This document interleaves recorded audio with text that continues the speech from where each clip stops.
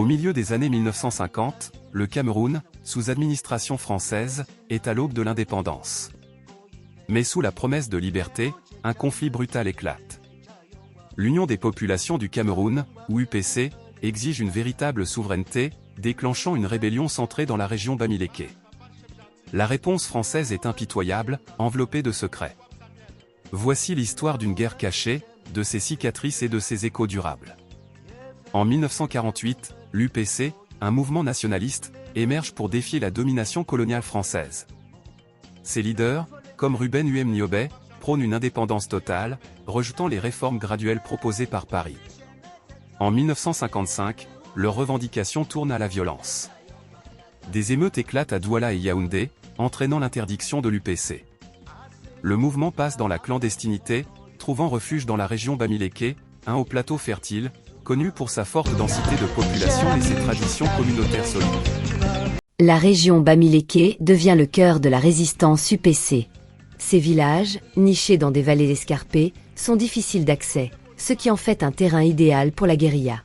Les Français y voient une menace directe à leur contrôle, surtout à l'approche de l'indépendance en 1960.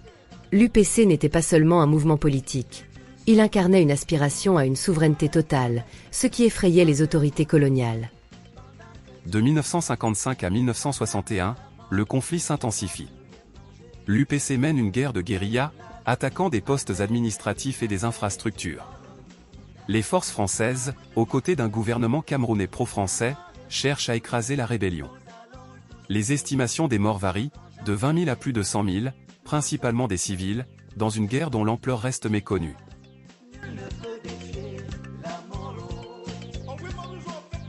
J'étais un jeune officier en 1960, déployé dans la région Bamileke.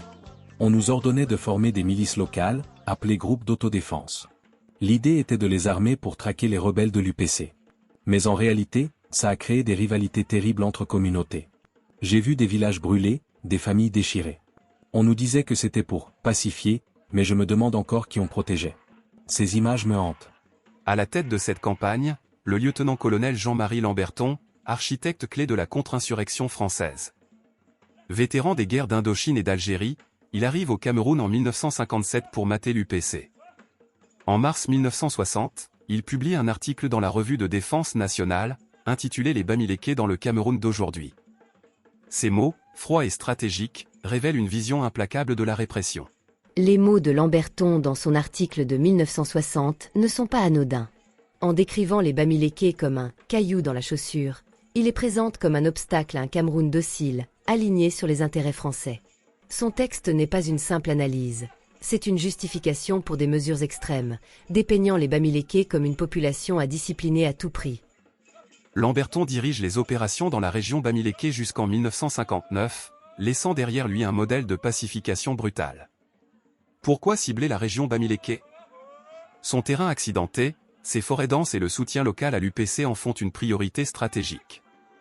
Les Français adaptent des tactiques testées en Algérie pour briser la rébellion, couper les rebelles de leur base civile. Les Français créent des centres de regroupement, des camps où des villages entiers sont déplacés de force. L'idée est simple, priver l'UPC de soutien logistique. En 1960, des dizaines de milliers de personnes vivent dans ces camps, sous surveillance constante, confrontées à la faim, aux maladies et à l'humiliation.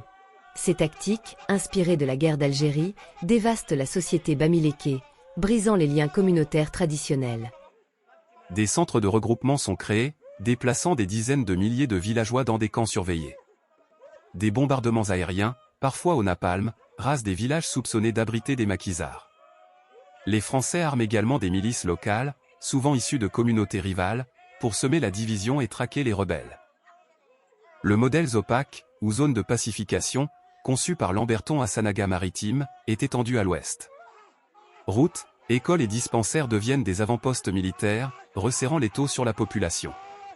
L'objectif est clair, la soumission totale, à tout prix. J'avais 13 ans quand les soldats sont arrivés dans notre village, en 1959. Ils ont mis le feu à notre maison, à nos champs.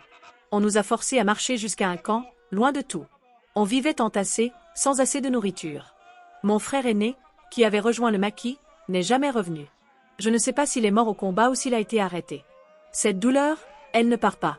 Même aujourd'hui, Quand je ferme les yeux, je revois les flammes. Des survivants comme Marie Ndézieux portent le poids d'une histoire tue. La guerre a déchiré des familles, détruit des villages et laissé des cicatrices profondes. Le bilan, estimé à des dizaines de milliers de morts, reste sujet à débat, faute d'archives accessibles. Cette guerre est un fantôme dans l'histoire du Cameroun et de la France. Elle est à peine enseignée, et les archives, quand elles existent, sont difficiles d'accès.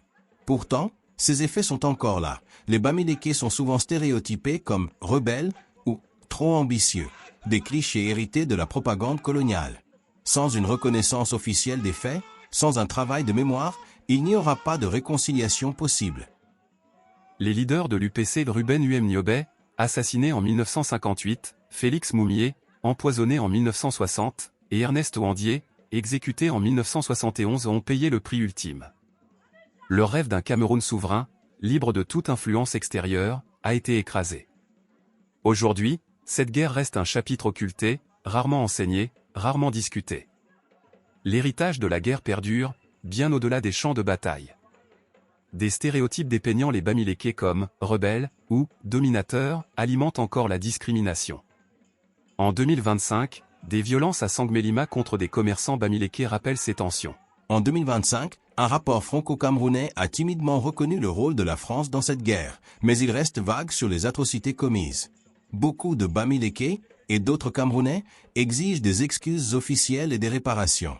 Ce n'est pas juste une question de justice, c'est une nécessité pour apaiser des tensions qui, sinon, continueront de diviser le pays. L'unité du Cameroun dépend de la confrontation avec ce passé. Cette guerre ne concernait pas seulement l'UPC ou les Bamileke, elle portait sur le contrôle de l'avenir du pays. Le silence officiel, en France comme au Cameroun, protège les responsables, mais il empêche la guérison. Il faut ouvrir les archives, enseigner cette histoire et reconnaître les souffrances pour avancer. Un rapport franco-camerounais récent a reconnu une responsabilité française, mais sans détailler l'ampleur des atrocités. La mémoire de cette guerre, fragmentée, continue de diviser. Pourtant, des voix s'élèvent, réclamant vérité et justice. La guerre au Cameroun fut cachée, mais ses blessures persistent. Reconnaître cette histoire, c'est ouvrir la voie à la réconciliation. C'est donner une chance à un avenir partagé, où les cicatrices du passé ne dictent plus le présent.